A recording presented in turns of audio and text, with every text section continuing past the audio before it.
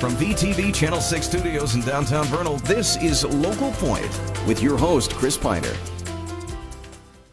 Welcome to Local Point, sponsored by Ashley Regional Medical Center. Now, you've caught your breath after the Thanksgiving festivities, and now we're in full swing getting ready for Christmas. In all the craziness, there are a few things you don't want to forget. Telling us about winter fire safety is Jeremy Raymond, who is a member of the Uinta Fire District. How you doing, Welcome Chris? back. It's always good Thank to have you here. This is multiple times you've been on, and we always appreciate having you. I'm glad to be here, and I love talking about fire safety. You do. I appreciate that, too. Now, we always like to start with a little explanation of how things work here, because as far as fire services, is that what you would say, are concerned, it's a little different in our neck of the woods. How does it work? Here in Uinta County, we have what's called a Special Service District, and we were created back in the fall of 2006. And so where we had individual fire departments in the past, where you had some in the county, Vernal City, Naples City, now they're all kind of combined into one special service district. And so we're all under one department, so to speak. And it's just for our county? Yes, just for Uinta County. Okay, just for Uinta County then. Okay. And so we call it the Uinta Fire Suppression Special Service District. All right, and so Duchesne County then do they have the same setup? Nope, they have individual departments. So, Roosevelt City, Duchesne City Fire, Roosevelt Fire, and then county fire departments over there. All right, and then how do you fit into this whole... So what I do is I am the director of the fire district, and I also do fire marshal responsibilities for Uinta County. So that keeps me busy doing those things. The volunteers keep me busy as well, so it's a fun job, and I really enjoy it. And kind of what I do is I oversee that special service district, so I manage the district. I do fire marshal responsibilities, fire inspections, plan reviews for building permits in Uinta County.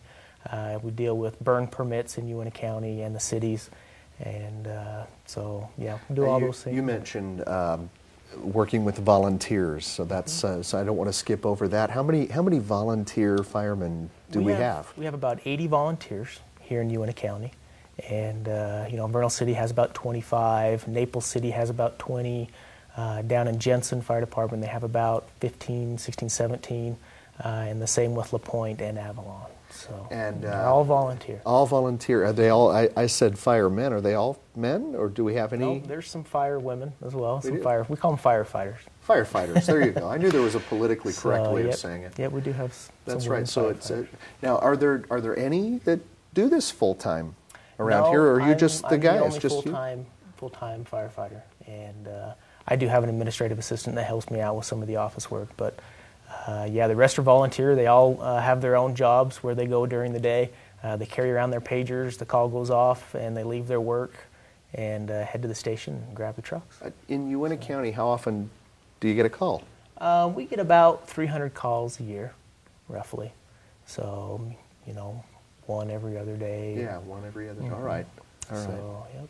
Wow. So we're entering I'm sorry, you could see me doing the math there. I'm figuring out some of how this works. It's more than about once a day, once every other day. So. And maybe that's what it would take then, and we're grateful then that we have a volunteer force so that we don't have that great of a need. What would it take then for you to... It would be the call volume would be how you would justify a part-time or moving to a full-time fire department. Right. And right now, we just don't have the call volume to do that. And that's nothing we want to increase anyway. So we're glad to keep it where it is. Keep it small. Now, I know seasonally there are different things. I always like to ask you questions and get some advice from you on things that we can do to take precautions to avoid fire and be prepared and that kind of thing. Yeah. Just give me one quick thing. We're going to take a break, and then we'll spend the whole second half talking about that. I am really a stickler on smoke alarms, and I really like to press the issue on smoke alarms. So we should have a smoke alarm in each sleeping area in our home. So wherever you have kids sleeping in your rooms or whoever, family members sleeping in a room, you should have a smoke detector there. Outside each sleeping area, and then on every level of the home, you should have a smoke detector. So I wonder how many are under alarmed. I'll bet I don't have that many. All new construction, it's required by code to have them in there. But all the older structures, Usually just have the battery-operated fire alarms. So I'm going to ask you more about that in just a minute. After the break, we'll learn more about how to keep you and your family safe during the winter. But first, here's a message from the sponsor of Local Point, Ashley Regional Medical Center. Welcome to Ashley Regional Medical Center. We have just added another amazing new piece of technology to our radiology department. This is the new Infinia Hawkeye 4, the best nuclear medicine technology available and the same you would find at tertiary hospitals along the Wasatch Front. This machine can help physicians determine both the nature and precise location of the disease by testing gallbladder function, performing cardiac perfusion studies, and diagnosing cancer. Ashley Regional Medical Center, continuing to bring the latest medical technology to northeastern Utah.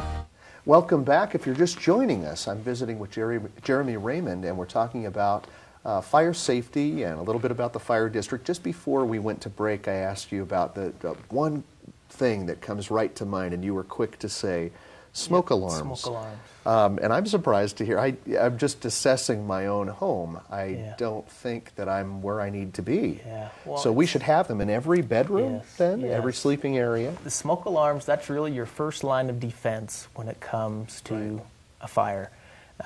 So, you know, if a fire happens in your home, you want to make sure to have those located in your bedroom, outside each sleeping area, and then on every level of the home. And then it's good to have those interconnected, so if you get one that sounds in one side of the house, then they'll all sound and get out, you know, and wake you up and get you out. Now, how can you get that to happen when they're battery you powered? You can get some that are wireless. They communicate. Yep. Technology. Gotta love it. Hear that sound. Gotta love it. All right, so we're moving into the winter season, and there must be some things that approaching this time of the year we should be aware of. What are some one of the big things that comes to mind is wood-burning stoves and chimney fires. We go in a lot of chimney fires. It's good to remember to have those inspected every year. Make sure when you inspect them, if they have a lot of creosote, it's just that black tarry soot that comes off of the wood now, when you burn it. You can do that yourself, or do you need somebody to come out? You can do it yourself. There are people that inspect chimneys and can clean them for you. You know, I looked in the nickel ads the other day and saw somebody in there that was advertising. You can also go and do it. A chimney sweep. Yeah, chimney sweep.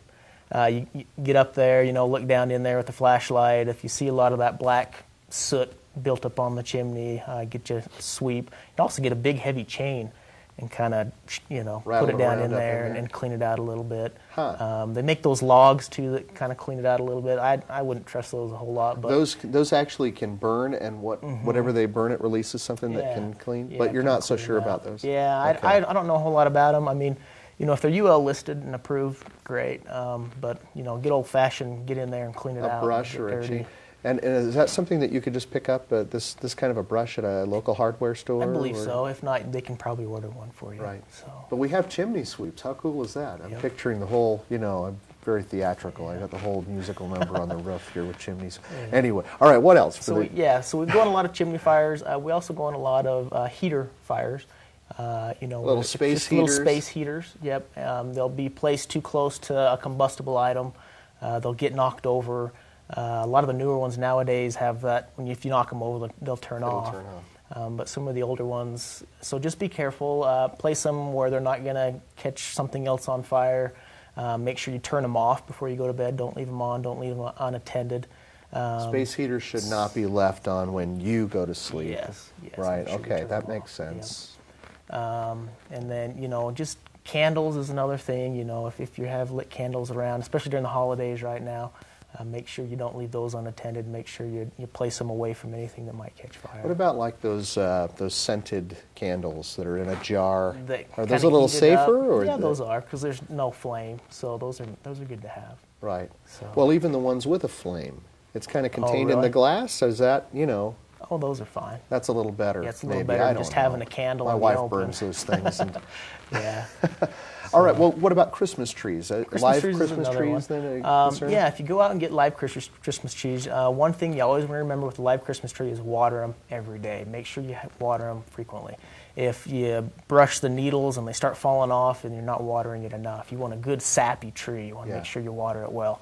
There's movies online that they'll show a Christmas tree burning and it's gone in a matter of seconds. I've seen some of those, and they do. They just Right. Key to those is water them well, and you'll be fine. All right, all right. Any other good tips then what about these ladders that I see that if you're on a second floor, is that something you'd advise? You should always have two ways out of your room, a bedroom and a door and a window. And if you live up on a second floor, make sure you got a way to get down. All right, and I've seen those. I've seen those at local hardware stores. Always remember cooking too. That's the #1 place where fires happen, is cooking. So make sure. Okay, so should you have a fire extinguisher? Fire extinguisher would be good to have. And it have to be a special kind, or?